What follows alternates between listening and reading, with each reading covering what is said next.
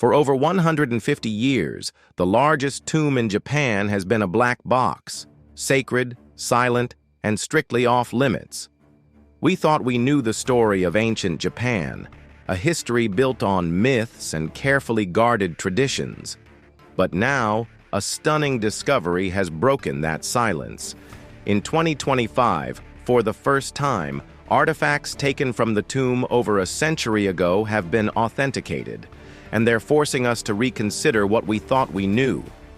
This isn't just about finding old objects, it's about unlocking the secrets of a legendary emperor and a level of technology we didn't know his people possessed. Stay with us as we unravel a mystery that's changing history as we speak. In the city of Sakai, Osaka, there's a monument so vast it ranks among the world's largest ancient tombs. It's not a pyramid, but a colossal keyhole-shaped island ringed by 3 moats, the Daisen Kofun. At 486 meters long, it's the largest burial mound, or kofun, in Japan, and the centerpiece of a tomb group recognized as a UNESCO World Heritage Site. Tradition holds this is the final resting place of Emperor Nintoku, a 5th century ruler described in ancient chronicles for wise and benevolent leadership. For all its grandeur, the Daisen Kofun remains a profound mystery.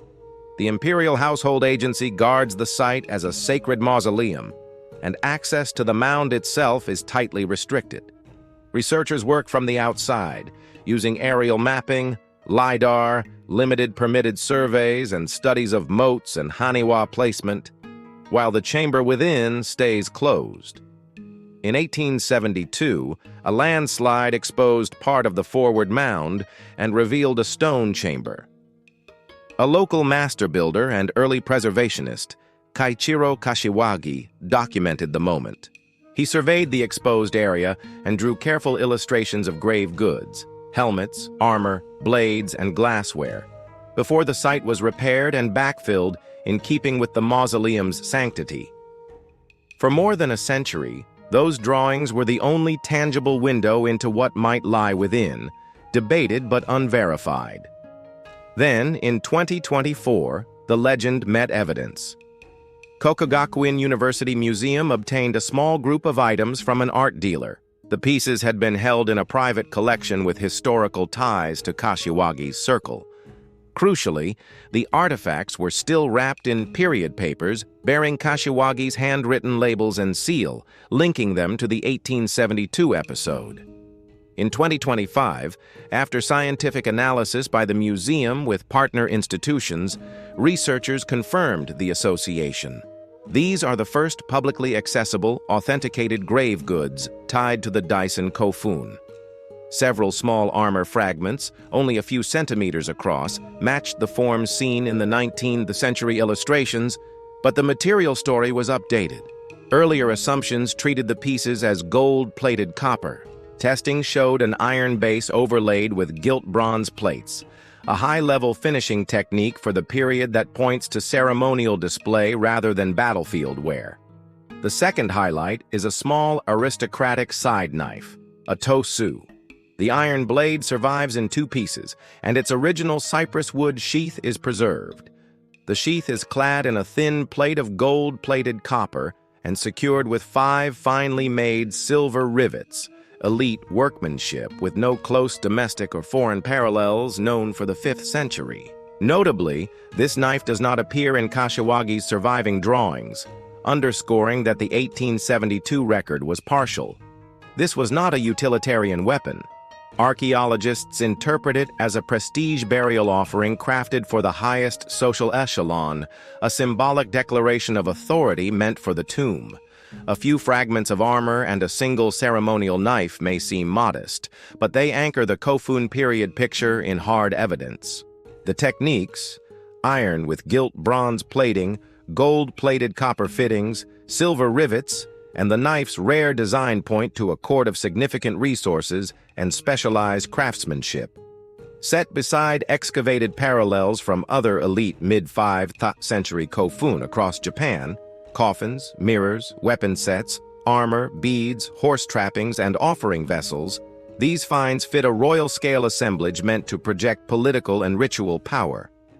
Crucially, the central burial chamber of the Keyhole mound remains sealed and unexcavated.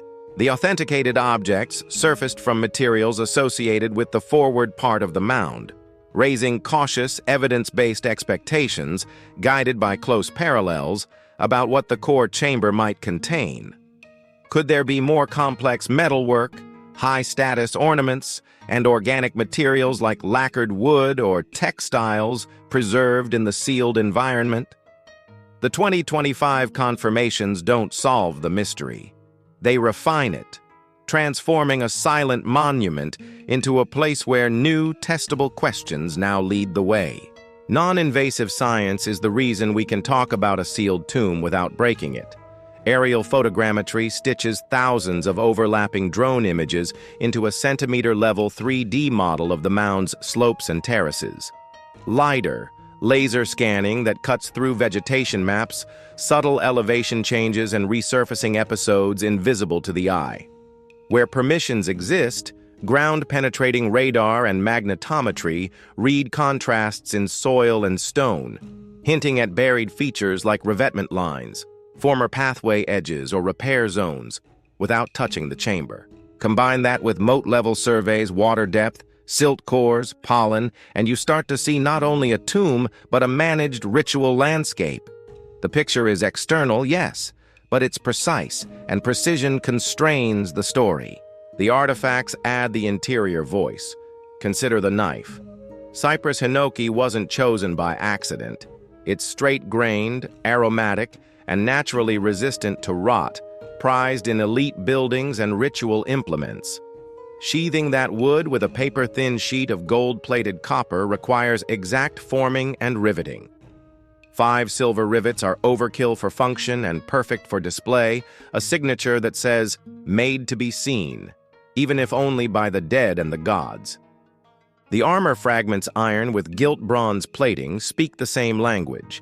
Gilding on iron doesn't happen by chance. It's surface preparation, adhesive layers, and careful mechanical or chemical fixing, then finishing that catches light in low illumination. That's theater. Not battlefield kit, but ceremonial gear that communicates rank.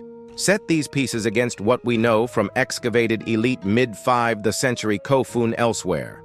Wooden coffins, sometimes lacquered, iron swords and spearheads, bronze mirrors, strings of jasper and glass beads, gilt bronze ornaments, horse trappings, and offering vessels laid out to choreograph authority, inferred from parallels. The recipe repeats with local variations, and Daisen Kofun sits at the apex of that system, inferred from parallels. This is how archaeologists make cautious predictions, not by guessing, but by narrowing possibilities with close datable comparisons. There's also the human system behind the earthwork.